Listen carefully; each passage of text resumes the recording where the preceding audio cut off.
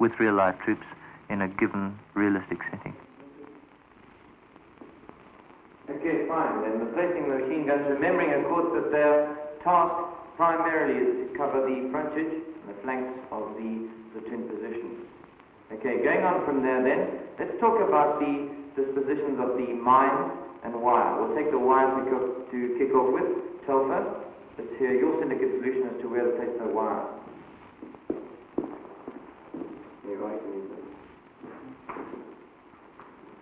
We've divided our wire into three 100-meter stretches of cat wire type 1.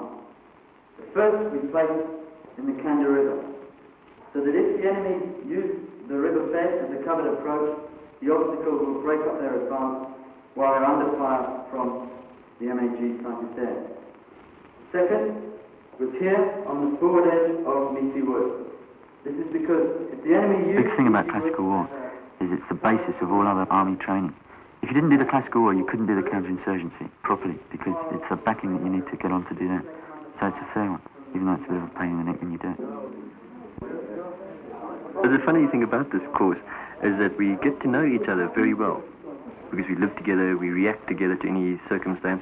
Living with a man 24 hours of the day and 7 days a week, month in and month out, you eventually get to know him. And I think we get to know each other a lot better than the DS get to know us. Right at the end of the course, you get to know, and you do know, those cadets very, very well. Sometimes a lot better than they imagine, and it's also frightening sometimes to find out just how well they know you.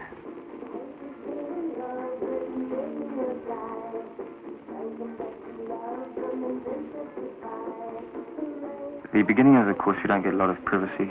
Obviously, you're working on team spirit. It's only the latter part of the course where you start getting things like your own room, and they start leaving the course alone a bit more to themselves.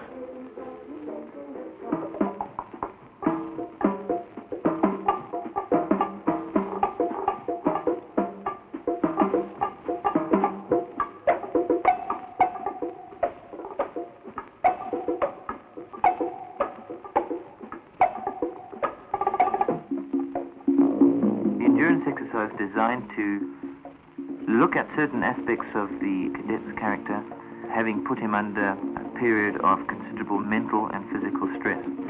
It's very easy for a man hitherto to be able to build us his instructors into believing that he's a little bit more of a man than he actually is.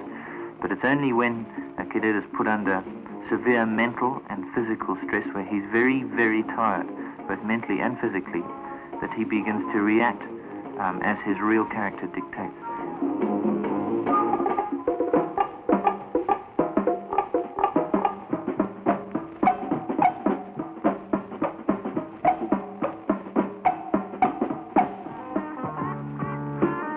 Big scene about the DS having food and us not, and of course they played on it. The officer would cook himself a meal and you just sat there watching him eat it.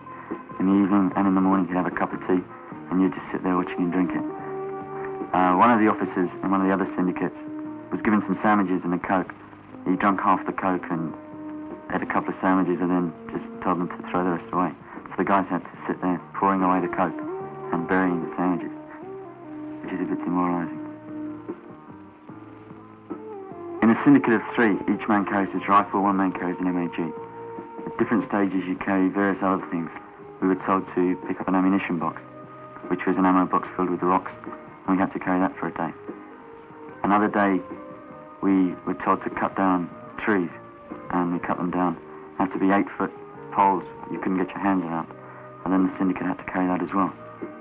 And that was probably the heaviest one of the lot, and we didn't make much progress that day at all.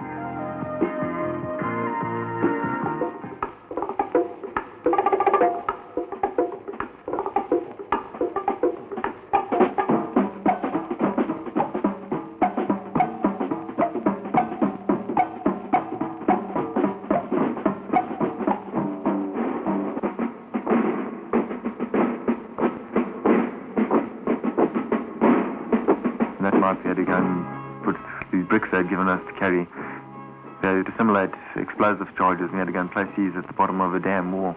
By this time everyone was quite tired and had to sit down and start planning how we were going to walk over this dam wall and place these charges below it, and they had National Service cadets who were patrolling the dam wall as if they were guards as well. placed the explosives at the bottom of the wall and we had to cross the river further down the dam. And the first chap went through and he thought he took the shallowest place and fell on his nose. He got completely soaked. Second chap did as well, so everyone tried in different places. A couple of us got over, only getting wet up to our waist. The majority of people fell in the river. And then we had to walk again. I was on the other side. Had this next RV to get to. The guy was leading led us straight through a marsh. And I sunk in mud right up to my waist. In fact, a couple of us started panic for a while. We thought we were in quicksand or something like that, sinking right up to your waist.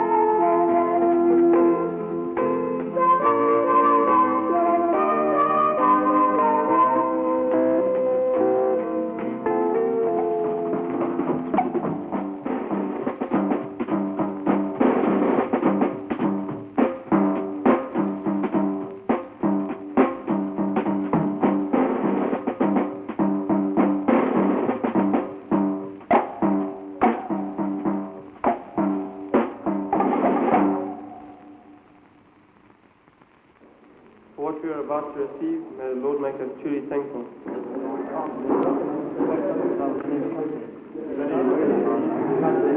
Dining in night. It's to teach you, as a cadet, how to behave in the officers' mess during a formal occasion. And the dining in night is one of the major formal occasions of regimental life.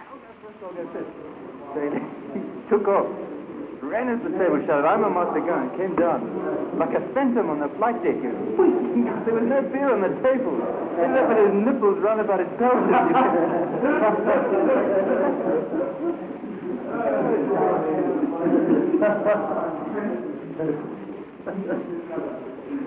Did you ever come back to that reunion? Yeah, but there were two. And that band came back very Stevens was there. That's right. The whole thing was a whole bunch of Jews. That's right. The whole thing was stuff by 8 o'clock. Demolished before 8 o'clock. And then I guess you just have the place that we used for house to house. That's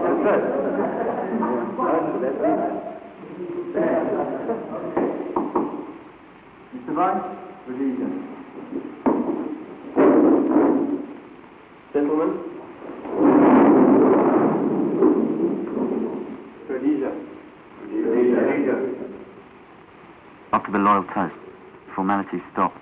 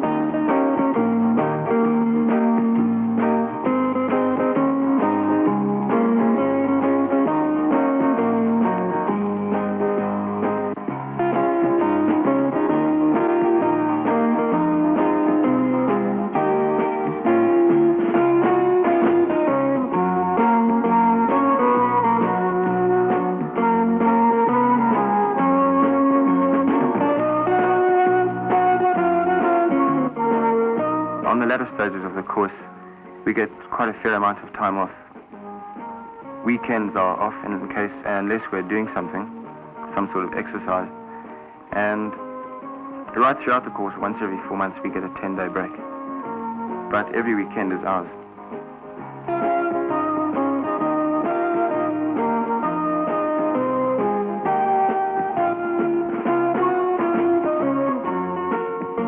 As cadets, we have our own mess, our own pub, and our own living accommodation, which we run ourselves. We have our own appointed committee, which runs the place, manages it. We have a hell of a nice garden and area surrounding. We have braais on the weekend, all this sort of thing. Generally, it's very pleasant accommodation.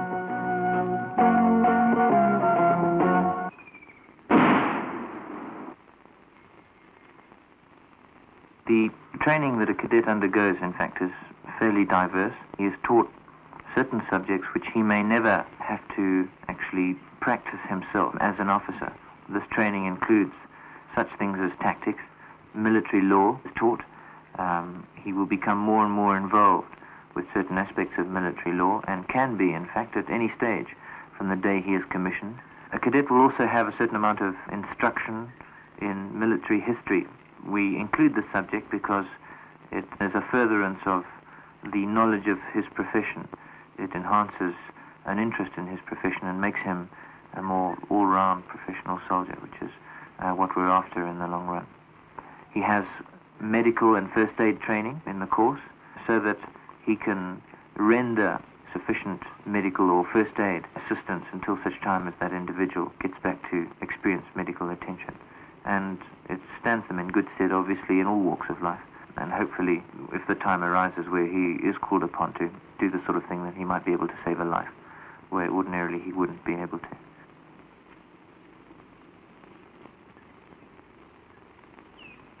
Well, chaps, it wasn't too bad, apart from the fact that your head injury dressing wasn't all that good. Bearing in mind that you are working under ideal conditions, battle conditions, obviously it would be a lot tougher. Morning, gentlemen. Welcome to Grey Scouts. We haven't got long to teach you to ride, but we're going to do our best. We've only got you for 6 days. So we can't afford to waste any time. We can't teach you the finer points of riding. In fact, in 6 days, we can't teach you very much at all. This is a horse, believe it or not. His name's Esquire. He's not a very good horse, but he's good enough for us. One of the weeks is put over for adventure training. We went to the Grey Scouts and we learned to ride horses. Oh, we had a great time. It really was a ball.